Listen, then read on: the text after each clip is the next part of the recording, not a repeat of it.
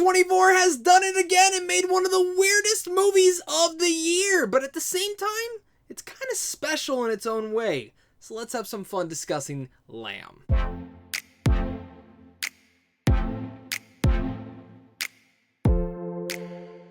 What's going on, buddy? Welcome back to a brand new movie review. Today we're going to be discussing Lamb. In the rural Icelands, a childless couple discovers a strange and unnatural newborn in their sheep barn. They decide to raise her as their own, but sinister forces are determined to return the creature to the wilderness that birthed her. This is a brand new A24 movie that has been marketed heavily as a horror film. But as most A24 movies are marketed, they are just not a straight horror movie, and I think that's where a lot of people are going to come to this review, and in general, just go to the movie and absolutely be like, what the hell did I just watch? Because this is a very challenging movie that has a lot of deep thematics that I don't even want to say that I've even unearthed all of them, because I have absolutely just scratched the surface of this. And I do want to say that this will be a non-spoiler review because I don't really know how to even prepare you for this movie, but it's a movie that you want to go into expecting something, and that's exactly what I did. I expected something. I knew it wasn't going to be a straight horror movie, but what I got was completely different than what I actually thought it was going to be, because obviously this movie is known as the half sheep, half human movie. Like, it's about literally a baby that's half sheep, half human. You've seen that from the trailer, you've seen that from some of the stills, and you're just like, what the hell is this? I can't really tell you exactly what the hell it is, but I can tell you that I at least enjoyed it, and I liked it. But it took me a while to finally come to terms with that, and we're gonna have some fun discussing that. So again, if you guys are new here, and you guys enjoy movies on a daily basis, or just in general love talking movies, this is seriously the channel for you guys, so make sure to hit that like and subscribe button, as well as comment down below your guys' thoughts. Did you guys like Lamb? Did you absolutely hate it? Are you looking forward to it? Well, let's have a great conversation down below. So starting with the pros of this movie, one of the major things I must give it is, in fact, the entire stars of this movie. Noomi Rapace is phenomenal in this movie, and she blows it out of the park, really much embodying this mother who has always loved and needed a child in her life, and I think that is something very much important to see inside this movie, and something that I didn't truly expect to see in this film.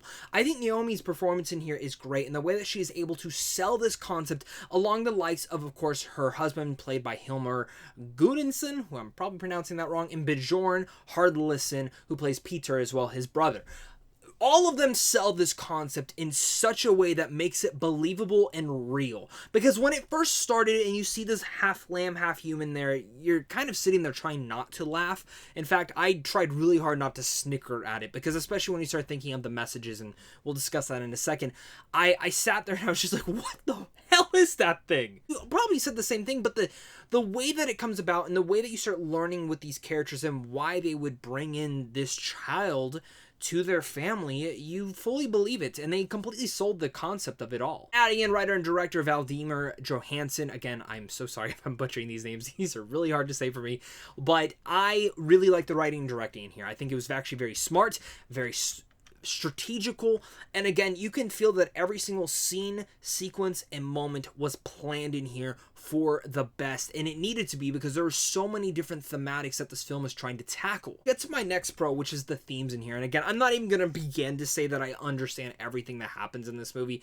because I feel like I've only scratched the surface, but one of the big themes that I really got from this movie is religion and faith, and depending on who you are, one of the big aspects of this is, of course, this family has always wanted a child in their life, and now they have this gift, and they call it their happiness, because this child is bringing them happiness. Even though this child is different than you or me, it looks like a sheep, and it's half human, it's very different, and it's weird and unique, and it's weirdly special in that dynamic, because you know, for this couple who has always learned for love and to always have a child, this child brings a different dynamic to them and this happiness that they haven't had in their life in what seems forever.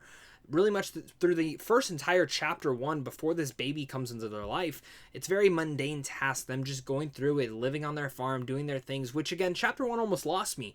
But once the baby comes into play and you start to understand more of them as a couple, that's when it really starts to churn in a lot of development for them, and something that I actually really appreciated. And I found this development in general, its thematics on faith, and do we look this as a faith of God or a blessing, or do we discern it?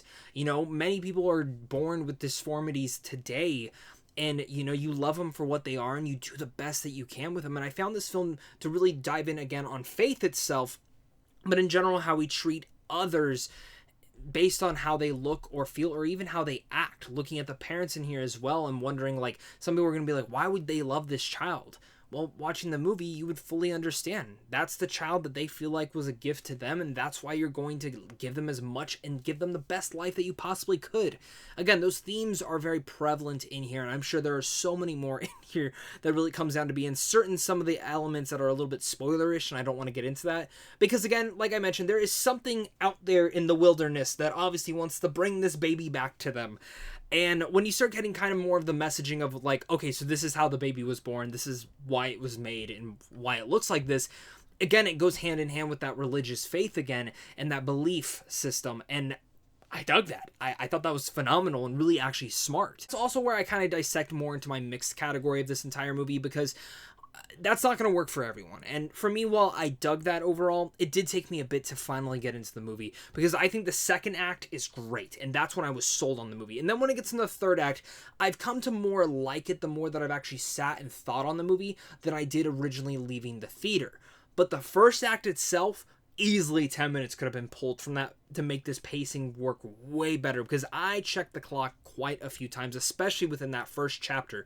It's broken into chapter 1, chapter 2, chapter 3, and chapter 1 was very slow and dragging, and I needed a lot more from that. As well as speaking, and there is a certain subplot in here that I did not think was needed, and if they were going to do it, I wish they expanded on it just a hence more, because as much as they touch into it, I didn't fully love it, and I feel like I didn't need them to write on the wall exactly what it was, but there's a little bit more development that I feel like was missing from that select subplot. That's kind of where it goes down into my cons, and the cons mostly vary for what I think people are going to think on this movie.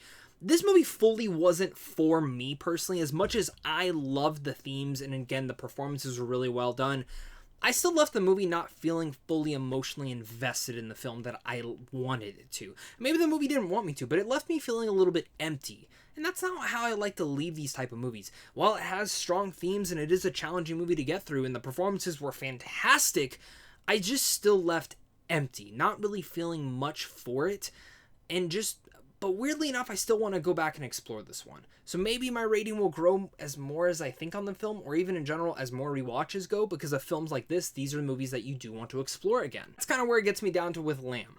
Chapter 1 was kind of a drag. Chapter 2 sold me on the movie, and Chapter 3 almost lost me, but it brought it back once I started thinking a little bit more on it. This is not a horror movie. Yeah, it has horror moments to it, and it can get a little bit creepy and not intense, I would say, but disturbing overall, yes.